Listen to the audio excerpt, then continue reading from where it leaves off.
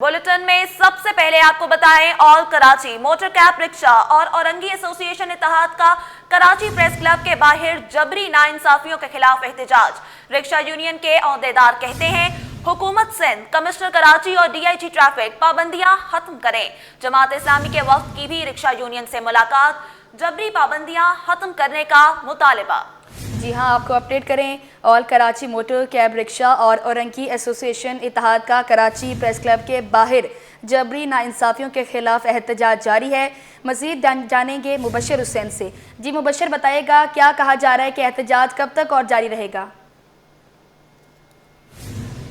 जी बिल्कुल, जैसे कि ऑल चिंकी खेप रिक्शा एसोसिएशन और औरंगी टाउन रिक्शा एसोसिएशन की जानिब से घंटों से कराची प्रेस के क्लब के बाहर जो है वो एहतजाज जारी है। इनका कहना है कि जो जबरी नाइंसाफ़ियाँ की जा रही हैं सिंध हुकूमत की जानिब से, कमिश्नर कराची और ट्रैफिक पुलिस की जानिब से भारी चालान किए जा रहे हैं, साथ ही रिक्शे चिंची जब्त किए जा रहे हैं। मैं इस वक्त उसी मरकज़ी एहतजाज पर मौजूद हूँ जहाँ इनकी जानिब से घंटों से एहतजाज जारी है। मेरे साथ जनरल सेक्रेटरी हैं अदनान हुसैन शाह एसोसिएशन के। बताइएगा अदनान भाई, क्या मुतालबात हैं, कब से एहतजाज जारी है, कब ख़त्म करेंगे? देखिए, मुतालबात तो ये हैं कि गवर्नमेंट ऑफ सिंध ने जो हमारे 20 शाहराहों पर, पहले 11 शाहराहों पर नोटिफिकेशन उन्होंने किया था दफ़ा 144 का, वो जो कानूनी तरीक़ेकार होता है, हमने उनको क्रॉस फंडिंग वगैरह की, उन्होंने एतमाद में लिया कि अब नहीं होगा ये नोटिफिकेशन। लेकिन एट द टाइम जब उनसे बात हुई 15 तारीख की रात को, तो उनके पीए ने बोला कि अब नोटिफिकेशन नहीं होगा। लेकिन 16 तारीख को फिर नोटिफिकेशन हो गया दफ़ा 144 का। अच्छा, पहले था 11 शाहराहों के ऊपर, अब हो गया 20 शाहराहों के ऊपर। उन 20 शाहराहों के नतीजे में रक्शे की फील्ड से, जो मोटर कैब रक्शे की फील्ड से जो लोग मुंसलिक हैं, उनकी ज़रिया माश, ये समझें कि आपने इस टाइम एक ऐसे कलम, जुम्बिश कलम कहना उसके लिए बहुत छोटा सा लफ्ज़ है ना, एक ऐसा कलम जो उनकी मौत लिख दी है। उनके बीवी बच्चे रोज़ाना की बुनियाद पर परेशान बैठे हुए कि हमारे वालिद साहब के पास अब कोई रोज़गार नहीं रह गया, वो क्या करेंगे और क्या खाएंगे। मुतलबात की जो बात है गवर्नमेंट ऑफ सिंध की, ये गवर्नमेंट ने, मासिन मान ट्रांसडेक ने ये गाड़ी अप्रूव स्पेसिफिकेशन के मुताबिक बेची थी, बेचने की इजाज़त दी है। अच्छा, गवर्नमेंट ऑफ सिंध ये कहती है कि 36,000 की गाड़ियाँ शहर के अंदर रजिस्टर्ड हैं। अच्छा, ये उनका अदाद शुमार है, हमारा अदाद शुमार इससे थोड़ा ज़्यादा है। चलें, उनके ही अदाद शुमार को हम एग्री कर लेते हैं। तो 36,000 ख़ानदान को आप छोड़ दें, ये हम तो ये कह रहे हैं कि ना आप ये गाड़ी गैर कानूनी चल रही है या गैर कानूनी है। अगर ये गाड़ी, पहले सवाल तो ये है कि अगर ये गाड़ी गैर कानूनी है तो फिर सिंध मार्ज एंड ट्रांसपोर्ट डिपार्ट का जो इदारा है ना, वो भी गैर कानूनी है, क्योंकि स्पेसिफिकेशन, टेक्निकल स्पेसिफिकेशन उन्होंने ही नोटिफाइड की है। आप गाड़ी बनाएं, लोग खरीदें, आप उसको बोल दें गैर कानूनी है। ये एक अजीब सा अलमिया है। भाई, गवर्नमेंट अपना बयानिया खुद देने कि हाँ ये गाड़ी हमने बनाई, हमने बेचने की इजाज़त दी, इसमें जो कमी कोताहियाँ हैं वो पूरी की जाएं, हमको बैंड ना किया जाए, हम पे पाबंदियाँ नहीं लगाई जाएं, पाबंद किया जाए। ये दोनों लफ्ज़ों में थोड़ा सा फ़र्क है ना, पाबंद लगा दी, पाबंदी कर दी, और पाबंदियाँ लगाना कि भाई आप इस तरह नहीं इस तरह कर लें। जो हमें खामियां खराबियां हम तस्लीम करते हैं। जी मुबशर, अभी आप हमारे साथ ही रहिएगा, अब हम रुक करेंगे। हमारे साथ मौजूद है सदर rickshaw union association Imran Zaidi. Sir, बहुत शुक्रिया आपके वक्त का। बताइएगा कि कराची में एक तो मैस ट्रांजिट सिस्टम मौजूद नहीं है और फिर इसके बाद रिक्शा यूनियन की तरफ से भी जो है वो पाबंदी लगाई गई है, तो इस सब में सूबाई हुकूमत किस तरह 3 करोड़ अवाम को अकोमोडेट करेगी? शहर कराची में सिंध गवर्नमेंट की तरफ से सिर्फ 300 गाड़ियां लाई गई हैं इन 17 सालों में, और बाबा आदम के ज़माने की जो बसें चल रही हैं, जिनको A class, B class, C class का कानून है, वो इस शहर से बाहर जाके चलनी चाहिए।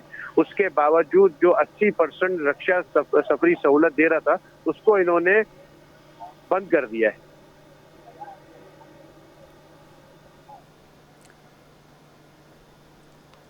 अच्छा सर, ये बताइएगा कि बज़ाहिर तो हम देख रहे हैं कि जो इक़दाम है ये अच्छा उठाया गया है, लेकिन हम देख रहे हैं कि इससे जो बहुत सारा जो हमारी आवाम है वो मुतासिर हो रही है और बेरोज़गारी में इजाफा होगा। तो क्या लगता है, आप इस इक़दाम को कैसे देखते हैं? इस इक़दाम से बेहतर इक़दाम ये था कि हमें पाबंद किया जाता, हम पे पाबंदियां नहीं लगाई जाती। ये गरीब लोगों की रोजगार है, गरीब की सवारी है, इसमें कोई लैंडलॉर्ड शख्स नहीं बैठता, ये गरीब लोग बैठते हैं। और जो लोग इसको अप्रिशिएट कर रहे हैं वो कारों में घूमते हैं, AC में घूमते हैं, 40-45 डिग्री पे बैठ के ये रिक्शा चला के आप दिखाएं तो जो लोग इसको अप्रिशिएट कर रहे हैं। 80% इस वक्त ट्रांसपोर्ट जो है रिक्शा मैसर कर रहा था, और सिंध गवर्नमेंट की तरफ से registration, fitness, permit approve specification के साथ इसको अलॉट किया गया था, तब हमारे लोगों ने इतनी बड़ी तादाद में ये रिक्शे खरीदे थे।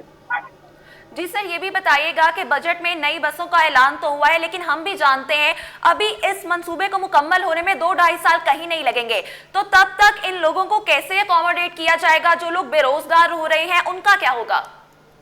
देखिए, तकरीबन 60,000 रिक्शा इस वक्त कराची में लोगों खरीद चुके हैं और सिंध गवर्नमेंट की मंजूरी से ये लिया गया है। सिंध गवर्नमेंट के पीटीए प्रोफेशनल ट्रांसपोर्ट अथॉरिटी ने कंपनियों को लाइसेंस जारी किया ये रिक्शा बनाने का और रिक्शा बेचने का, उसके बाद लोगों ने खरीदा है और 2 साल तक हमें इजाजत दे चलने की। आप ऑल्टरनेट ले आए, बंद कर दें, हमें भी एतराज नहीं होगा। हमें कोई आप इसका ऑल्टरनेट दे दें, हमें कोई एतराज नहीं है। अच्छा, क्या आप ये समझते हैं कि हुकूमत की जानिब से पहले कोई अल्टरनेट रोजगार फराम करना चाहिए था, फिर इस तरह की पाबंदी लगानी चाहिए थी? बिल्कुल, अल्टरनेट हर पूरे दुनिया में ऐसा होता है कि हर चीज का अल्टरनेट होता है, उसके बाद वो चीज बंद की जाती है। यहाँ पे तो रात को जो है, सुबह हम उठते हैं, पता चलता है कि जी दफा 144 लग गई है। 500-600 ड्राइवर हमारे गरीब मजदूर रिक्शा ड्राइवरों को 188 की FIR और 341 की FIR करके बंद कर देते। 26 हजार रुपए के चालान किए गए, व्हीकल भी डिटेन की गई है। गरीब रिक्शा ड्राइवर जो 2,000 रुपए दिन में मुश्किल से कमाता है खून पसीना बहा के, उसके साथ इतना बड़ा जुल्म के वो एक दिन के अंदर 1-1.5 लाख रुपए के नीचे आ गया। तो मैं हुकूमत सिंध से पूछना चाहता हूँ कि मर के सबको जान देनी है, क्या जवाब देंगे उस वक्त जब आपसे इस जुल्म के बारे में पूछा जाएगा? अच्छा सर, ये भी बताइएगा कि क्या आपकी किसी हुकूमती ओहदेदार से इस हवाले से बात हुई है? हमारी सिर्फ कमिश्नर कराची से बात हुई थी, वो भी सरसरी 5 मिनट की। शायद हम रिक्शे वालों को इनकी नज़र में कोई अहमियत नहीं है या हम इनकी नज़र में इंसान नहीं है, तो ये हमसे मिलने के लिए किसी ने भी कोशिश नहीं की। अच्छा, ये भी बताएगा कि अगर हुकूमत ने पाबंदी ना हटाई तो इसका मुस्तकबिल में क्या लाया अमल अपनाया जाएगा? हम पुरअमन शहरी हैं, पाकिस्तानी शहरी हैं। हम अपनी हुकूमत से जो तरीक़ेकार था, हमने इनको तमाम लोगों को दरखास्तें लिखी। हम इस वक्त कोर्ट में भी एक पिटीशन हमारी दायर है, लेकिन बदकिस्मती ये है कि इस वक्त जो है वो वेकेशन चल रहा है, तो बेंचेस अवेलेबल नहीं है, इसलिए हमें डेट मिलने में टाइम लग रहा है। तो इस वजह से हमने कानूनी तरीका अपनाया जो हमारा आईनी हक है, हम भूख हड़ताल पे बैठे, क्योंकि आपने हमारा रोजगार तो बंद कर दिया है। ये ड्राइवर वैसे ही सारे भूखे, गाड़ी तो चला नहीं रहे। जिधर पाबंदी है वहाँ तो चल ही नहीं रही, और जिधर पाबंदी नहीं है वहाँ से भी पकड़ के लाके में बिल्कुल दीवार से लगा रहे हैं। तो इससे बेहतर फैसला हमारी नज़र में नहीं था कि हम भूख हड़ताल पे बैठे। कम से कम किसी को शायद हम पे रहम आ जाए, इन गरीब ड्राइवरों पे रहम आ जाए और वो कोई हमारे लिए इक़दाम उठा ले। अच्छा सर, आप हमारे साथ ही मौजूद रहिएगा। मज़ीद तफसीलात जाने के मुबशर हुसैन भी हमारे साथ ही मौजूद हैं। मुबशर, ये बताएगा कि जो एहतजाज किया जा रहा है, क्या पुरअमन तरीके से किया जा रहा है? जी, जैसे कि घंटों से ये एहतजाज जारी है। रिक्शा चिंची एसोसिएशन के जनरल सेक्रेटरी से मैंने बात की, साथ ही मेरे साथ सदर हैं, अहदेदार हैं, इनसे बात करते हैं। सर बताइएगा क्या मुतालबात हैं ड्राइवर्स के, जो मालिकान हैं उनके, कि क्या हुकाम कह रहे हैं, ट्रैफिक पुलिस का क्या मुतालबा है? सर हमारा रिक्वेस्ट है, मुतालबा नहीं है, हम अर्जी पेश कर रहे हैं। गरीब ड्राइवर हैं, हमने गवर्नमेंट के डॉक्यूमेंट्स देख के गाड़ी खरीदी थी और अरसा 10 साल से ये गाड़ी चल रही है शहर में। रातों रात इसको गैर कानूनी करार दे के, रातों रात इस पर पाबंदी लगा के, ये नाइंसाफ़ी है गरीब रिक्शा ड्राइवरों के साथ। हम फिर इनसे एक बार मुतालबा कर रहे हैं, आजिज़ाना मुतालबा कर रहे हैं कि हमें पाबंद करें, हम पे पाबंदियाँ ना लगाएं, हमें रोज़गार का मौके मैसर करें, हमसे रोज़गार छीने ना।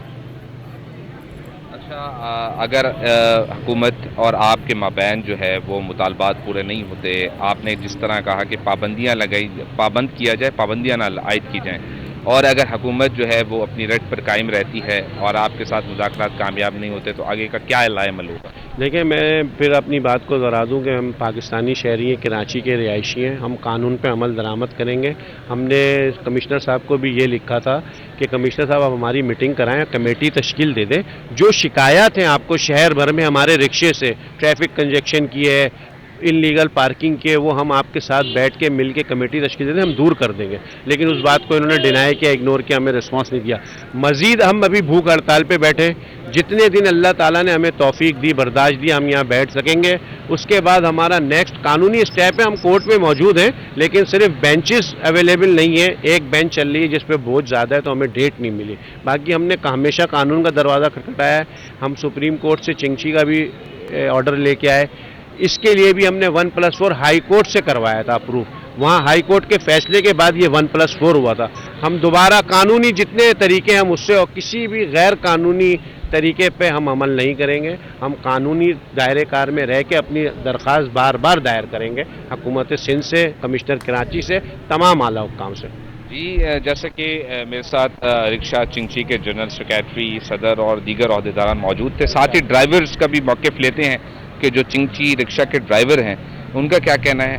भाई, आप चिंची चलाते हैं मुख्तलिफ रूट्स पर, आप हुकूमत के इस फैसले, इस पाबंदी से इत्तेफाक करते हैं या क्या मुतालबात हैं आप? हम सिर्फ DIG से ये कहते हैं, अगर ये रिक्शा बंद ही करना था तो इसके फिटनेस बना हुआ है, परमिट बना हुआ है, टैक्स हैं, वो सारी चीज़ें हम भर रहे हैं। जब हमने शोरूम से भी ख़रीदा था तो ये सारी चीज़ें देखी थी।